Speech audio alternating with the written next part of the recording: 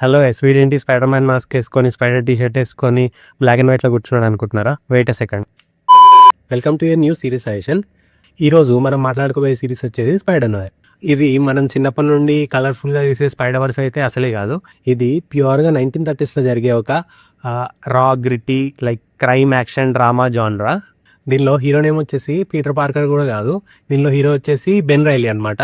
అతనికి జరిగే ఒక పెద్ద పర్సనల్ ట్రాజడీ వల్ల అతను తన స్పైడర్ పవర్స్ని యూజ్ చేయడం తగ్గించేసి నార్మల్గా ఒక ప్రైవేట్ డిటెక్టివ్ లాగా వర్క్ చేస్తుంటాడు అనమాట. సో ఒక కొత్త కేసు వల్ల అతనికి ఏం తెలుస్తుందంటే అతనే కాకుండా ఇంకా కొంతమందికి న్యూయార్క్లో సూపర్ పవర్స్ ఉన్నాయని తెలుస్తుంది. సో వాళ్ళ నుండి న్యూయార్క్లో పీపుల్ని ఎలా సేవ్ చేశాడు అనేది బేసిక్ ప్లాట్ అనమాట. సిరీస్ అయితే చాలా బాగుంది. బట్ నాకేమనిపించిందంటే దీన్ని నార్మల్గా ఒకేసారి 8 ఎపిసోడ్స్ రిలీజ్ చేయకుండా లైక్ వీక్లీ ఒక ఎపిసోడ్ రిలీజ్ చేసి ఉంటే సోషల్ మీడియా బజ్ అయితే క్రేజీ ఉండేది అనిపించింది నాకు. చాలా రోజుల తర్వాత ఒక మంచి సిరీస్ చూసిన ఫీలింగ్ అయితే వచ్చింది నాకు.